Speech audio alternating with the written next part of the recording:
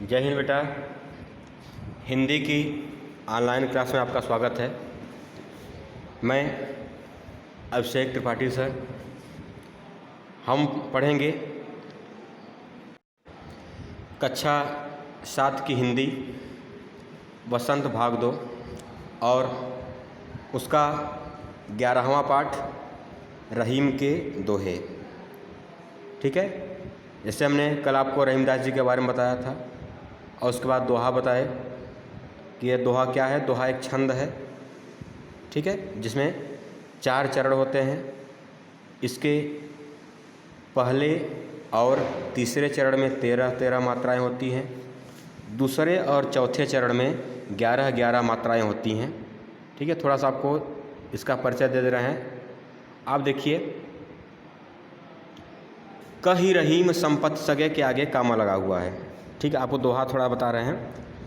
कही रहीम संपत सगे, कामा लगा हुआ है ना, इसको बोलते हैं यति। छंद की भाषा में इसको क्या बोलते हैं? यति। जहाँ पर कामा लगता है, पाठक यानी पढ़ने वाला कुछ देर के लिए जहाँ पर रुकता है उस स्थान को क्या बोलते हैं? यति। ठीक है, तो यहाँ से लेकर के कही रहीम संपत सगे एक चरण, चरण माना होता है पैर। ठीक है, बनत बहुत बहुरीत, ये क्या है? दूसरा चरण है। विपत कसौटी जे कसे, तीसरा चरण। 23 साचे मीत, चौथा चरण। ठीक है, तो इसमें कितने चरण हो गए? 4 चरण हो गए। अब पूरे दोहे को आप लोग देख लीजिए। जाल परे जल जात बही, एक चरण। तजमीनन को मोह, 2 चरण। रहीमन मछरी नीर को, 3 चरण। तऊ न छाड़त छो, 4 चरण। इस तरह से आपको पूरे दोहे में 4 चरण मिलेंगे। ठीक है, इसके बाद इसके पहले और तीसरे चरण में 13-13 मात्राएं होती हैं। देखिए, हम अभी आपको जुम करके बता दिए। पहले और तीसरे चरण को ले लिए। ठीक है, देखिए, कही रहीम संपत सगे, बनत बहुत रीत, 1 लाइन 2 लाइन, नीचे 3 लाइन 4 लाइन, चौथा चरण। तो इसमें से पहला और तीसरा चरण जो है वो क्या है? ये है कही रहीम संपत सगे, विपत कसौटी जे कसे। इसमें 13 मात्राएं होती हैं। अब मात्राएं कैसे होती हैं? मात्राएं 2 होती हैं, लघु और गुरु। ठीक है, तो जिस स्वर के ऊपर छोटी मात्रा है उसको लघु बोलते हैं। ठीक, अ ई उ 3 मात्राएं लघु होती हैं। कौन कौन सी मात्राएं? 3 मात्राएं, अ ई उ, ये लघु मात्राएं हैं। ठीक है, और इसके बाद जितने भी आपके स्वर बचे, आ, बड़ी ई, बड़ा ऊ, ए, ऐ, ओ, औ, अंग, अह, सब क्या हैं? दीर्घ हैं। ठीक, गुरु हैं। जो लघु मात्रा होती है वह 1 होती है और गुरु मात्रा क्या होती है? 2 होती है। ठीक, जैसे क पर कौन सी मात्रा है? अ यानी कि 1। ह पर छोटी की है यानी कि 1 मात्रा। कही माने कही में कितनी मात्राएं हो गई? क पर 1, हई पर 1, र पर 1 और ही, रहीम, ही पर कौन सी है? बड़ी मात्रा है, बड़ी ई। ठीक ना, तो ही क्या हो जाएगी? 2 मात्रा। ठीक है, तो उसको मैं जब क्लास में आप लोग मिलेंगे, ठीक, या प्रसंग आने पर आगे उसको बता दिया जाएगा। हम आगे अपने चलते हैं कोर्स पर। 2 दोहे आपने पढ़ लिए थे, तीसरा दोहा हम पढ़ रहे हैं।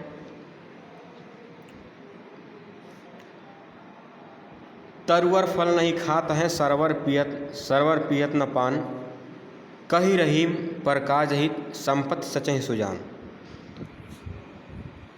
इस दोहे में रहीमदास जी ने बताया कि इंसान को परोपकारी होना चाहिए।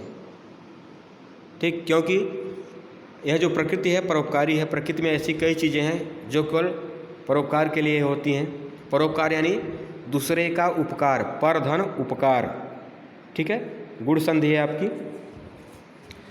उपकार, भलाई, दूसरे की भलाई के लिए, दूसरे के कल्याण के लिए, दूसरे का कल्याण करना, दूसरे की भलाई करना, ये क्या कहलाता है? परोपकार। तो हमको, इंसान को कैसा होना चाहिए? परोपकारी होना चाहिए। इस संदर्भ में रहीमदास जी लिख रहे हैं, तरुवर फल नहीं खात हैं। तरुवर माने पेड़, वृक्ष। फल नहीं खात हैं, वृक्ष अपने फल को नहीं खाता है। जैसा आप लोग देखे हैं, ठीक, जानते हैं, कोई भी वृक्ष होता है जो उस पर फल लगता है तो वृक्ष अपने फल को नहीं खाता, उसको हम लोग खाते हैं, इंसान खाते हैं, पशु पक्षी खा लेते हैं। सरोवर पियत न पान, सरोवर माने सरोवर, सरोवर माने तालाब, तालाब पियत न पान, अपने पान यानी पानी, तालाब अपने पानी को नहीं पीता है, पीता है, उसका प्रयोग हम लोग करते हैं। ठीक, पशु पक्षी मनुष्य उसके पानी को पीते हैं। कही रहीम पर काज हित संपत सचै सुजान, कही रहीम कहते हैं रहीमदास, क्या कहते हैं, पर काज हित, पर माने दूसरे के, काज माने कार्य, दूसरे के काम के लिए, दूसरे के कार्य के लिए यानी कि परोपकार के लिए, हित संपत्ति सचहि सुजान, संपत्ति का संचय करते हैं, संपत्ति यानी धन, धन का संचय करते हैं, संचय माने एकत्र करते हैं, संपत्ति एकत्र करते हैं कौन, सुजान, सुजान माने सज्जन लोग, जो सज्जन होते हैं वे अपने धन का संचय किसके लिए करते हैं, पर काज हित, दूसरे के कार्य के लिए, परोपकार के लिए। आया समझ में?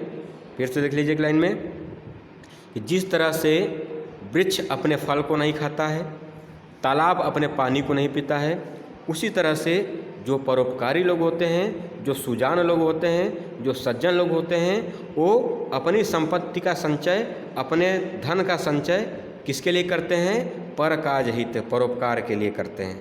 ठीक है, जिस तरह से फल का प्रयोग कौन करता है, दूसरे लोग करते हैं, नदी के पानी का प्रयोग कौन करता है, दूसरे लोग करते हैं, एक लोग खुद अपने फल का भक्षण, जल का सेवन नहीं करते हैं, दूसरे लोग करते हैं। उसी तरह से जो सज्जनों का धन होता है वो किसके लिए होता है, परोपकार के लिए होता है। ठीक है, चले आगे। थोथे बादर क्वार के जो रहीम घरात, धनी पुरुष निर्धन भय करे पाछली बात। थोथे बादर क्वार के ज्यों रहीम घरात। ठीक है, इसमें रहीमदास जी ये बता रहे हैं कि समय बीत जाने पर, जैसे कि धनवान व्यक्ति है, अगर उसका समय बीत जाता है, अगर वह निर्धन हो जाता है, तो वह क्या करता है, पुरानी बातों को याद करता है। ठीक है, तो थोथे बादर क्वार के ज्यों रहीम घरात, धनी पुरुष निर्धन भय करे पाछली बात। रहीमदास जी कहते हैं कि थोथे बादर क्वार के, क्वार के जो बादल थे, क्वार यानी हिंदी महीना है। ठीक है, क्वार इस समय जो मौसम चल रहा है क्या है, ये हिंदी है, ठीक ना। तो क्वार महीने के जो बादल होते हैं, जैसे आषाढ़ सावन भादों, तो क्वार महीने तक आते आते बादल क्या हो जाते हैं, थोथे हो जाते हैं। थोथे माने खाली।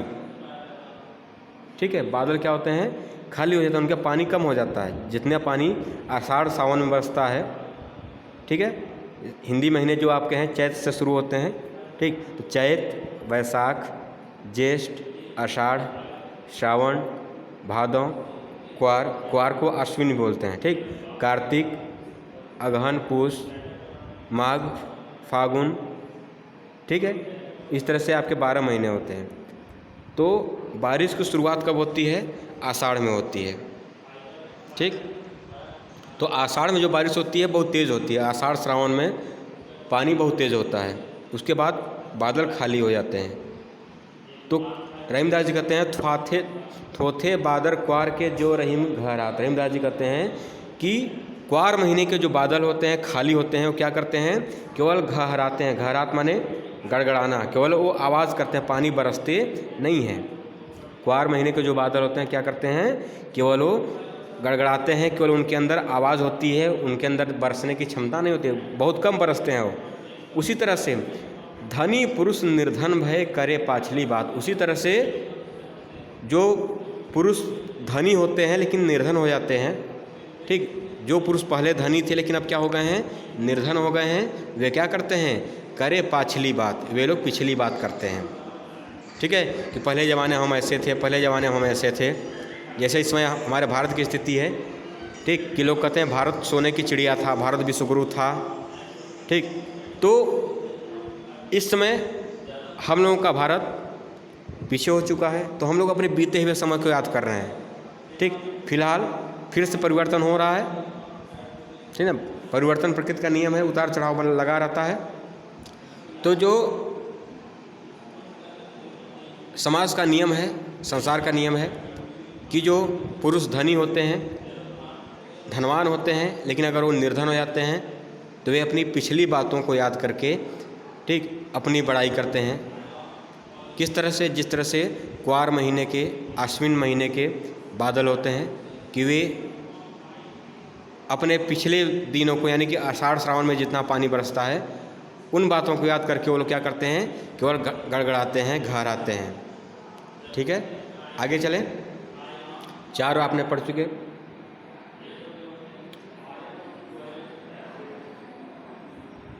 अगला देखिए, धरती की सी रीत है, शीत घाम और मेह, तैसी परे जैसी परे सो सही रहे, त्यों रही में यह देह।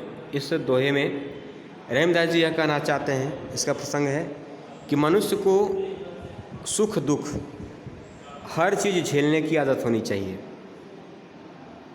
ठीक है, क्योंकि आपके साथ कब क्या हो जाए, जैसे अभी पिछले दोहे में आपने पढ़ा कि जो धनी पुरुष था वो क्या हो गया है, निर्धन हो गया है।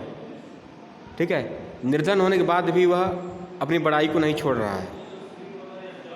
तो रहीमदास जी का विचार है कि हमको किसी भी परिस्थिति में ढलने का प्रयास करना चाहिए। ठीक है, आपका स्वभाव ऐसा हो कि आप जहाँ जाओ उस तरह के माहौल में घुल मिल जाओ। किस तरह से? जिस तरह से हमारी प्रकृति है। जैसे इस दोहे में देखिए, धरती की सी रीत है, शीत घाम और मेह। धरती पृथ्वी, ये पृथ्वी का नियम है। क्या नियम है? धरती की सी रीत है, रीत माने नियम। क्या? शीत घाम और मेह। शीत माने ठंडी, घाम माने घाम धूप यानी गर्मी, और माने और, मेह माने मेघ, मेघ माने बादल यानी बरसात।